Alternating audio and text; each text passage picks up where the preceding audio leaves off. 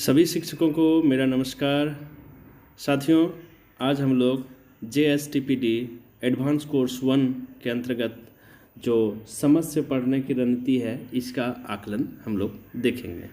तो चलिए इसके प्रश्नों को हम लोग देखते हैं।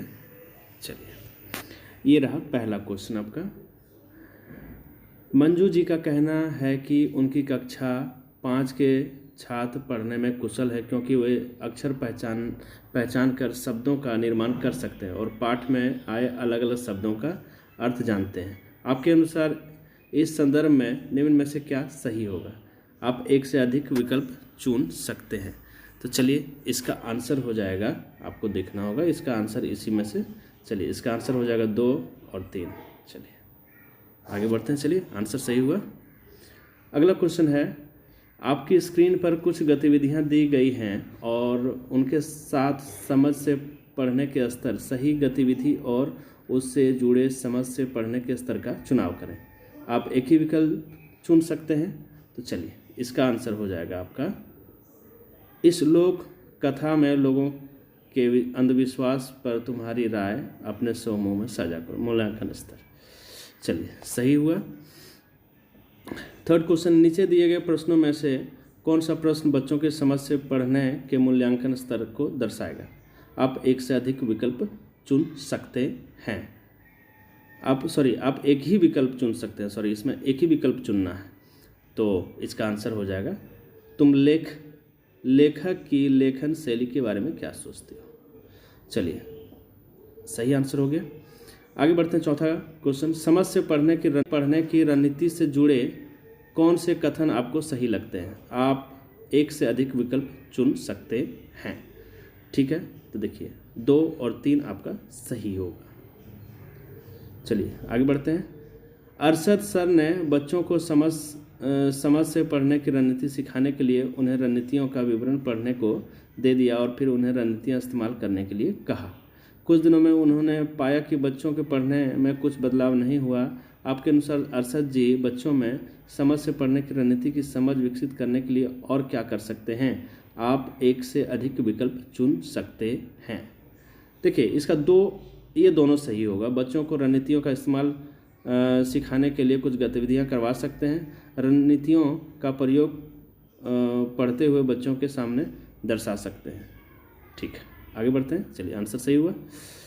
अगला है, सारा 8वीं कक्षा में पढ़ती हैं। पुस्तकालय से किसी उपन्यास को लेने के पहले वह उसके पन्नों को पलटते हुए वाक्य और मुख्य शब्द पढ़ती है। वह विषय सूची पर भी ध्यान देती है। आपके अनुसार वह किस रणनीति का प्रयोग कर रही है और क्यों? आप एक ही विकल्प चुन सकते हैं। ठीक है, तो देखिए इसका आंसर हो जाएगा, स्किमिंग जो होता है वो स्किमिंग करती है। चलिए बहुत अच्छे। अगला क्वेश्चन, रीमा नीचे दिए गए अनुच्छेद का अर्थ समझने की कोशिश कर रही है। कौन सी रणनीति इसका अर्थ समझने में सबसे अधिक कारगर रहेगी? दिसंबर के माह में यह एक ठंडा और काला सा दिन था। अभी दोपहर के 2 ही बजे थे, पर मानो सूरज ने एक भी कंबल ओढ़ लिया हो। हम मौसम को समझने की कोशिश कर रहे थे, तभी बिजली कड़कने की आवाज़ से सभी चौंक उठे। आप एक ही विकल्प चुन सकते हैं। इसमें से आपका आंसर आपको खोजने हुआ। देखिए ये है पढ़ते हुए मानसिक चित्र बनाना। वो पढ़ भी रहे थे और मानसिक चित्र भी बना रहे थे। चलिए बहुत अच्छे। अगला है, मेरी जी अपनी कक्षा के छात्रों को पढ़ते हुए हर नए शब्द का मतलब शब्दकोश में देखने को कहती हैं, जबकि उनके साथी शिक्षक मनोज जी का मानना है कि हर शब्द का अर्थ शब्दकोश से खोजने से पाठ पढ़ने का प्रवाह टूटता है। आपके अनुसार मेरी जी अपने छात्रों को नए शब्दों के अर्थ समझने के लिए और क्या सुझाव दे सकते हैं? आप एक से अधिक विकल्प चुन सकते हैं। तो चलिए इसका आंसर देखते हैं। जी हाँ, इसका आंसर हो जाएगा तीनों। शब्दों के अर्थ के बारे में संदर्भ से अनुमान लगाना, शब्दों को तोड़कर समझना, महत्वहीन शब्दों को छोड़कर आगे बढ़ना। चलिए बहुत अच्छे, आगे बढ़ते हैं। पढ़ते हुए प्रश्न पढ़ते हुए स्वयं से प्रश्न पूछने की रणनीति हमारे छात्रों को समझने से पढ़ने में कैसे मदद कर सकती है। आप एक से अधिक विकल्प इसमें चुन सकते हैं। जी हाँ, तो आपका 1 और 2 इसमें ऑप्शन सही होगा। छात्र पाठ को पढ़ते हुए पीछे हुई घटनाओं को याद रख सकेंगे। बच्चे पाठ के अलग अलग हिस्से के बीच संबंध बना सकेंगे। चलिए, बहुत अच्छे। So thanks for watching. ये आपके सभी प्रश्नों के उत्तर हुए। आप चैनल पे बने रहें, अगले वीडियो का ज़रूर से ज़रूर इंतज़ार करें। Thanks for watching again. Hello, welcome, आपका स्वागत है मेरा यूट्यूब चैनल पे। आज हम लोग पैकेज आकलन देखेंगे, जो नया कोर्स आया है JSTPD एडवांस कोर्स 1 का पैकेज आकलन हम लोग देखेंगे। चलिए, कुछ क्वेश्चन को हम लोग देख लेते हैं। इसके अंतर्गत जो क्वेश्चंस हैं आप यहाँ देख पा रहे हैं। यस, मैं आपको दिखाने का प्रयास करता हूँ। यस, कक्षा दूसरी की शिक्षिका अनु जी ने कक्षा में सभी बच्चों के सामने एक चुनौती रखी, जिसमें बच्चों को एक बार में 3 बच्चों में से पता करना था कि कौन सबसे लंबा है, लेकिन तुलना सिर्फ 2 बच्चों के बीच ही की जा सकती थी और 2 मौके में ही पता करना था कि उस समूह में सबसे लंबा कौन है। आपको क्या लगता है कि ये गतिविधि बच्चों में किस कौशल को विकसित करने में मदद करेगी? ये क्वेश्चन रहा। चलिए, ये क्वेश्चन रहा। इसके ऑप्शंस को हम लोग देखते हैं। यस, इसके ऑप्शंस हैं विभाजन, संरक्षण, संक्रामिता, इकाई, पुनरावृत्ति। तो इसका सही आंसर हो जाएगा संक्रामिता। यस, आगे बढ़ते हैं। ये रहा अगला क्वेश्चन। आपकी स्क्रीन पर कुछ गतिविधियां दी गई हैं और उनके साथ समझ से पढ़ने के स्तर भी।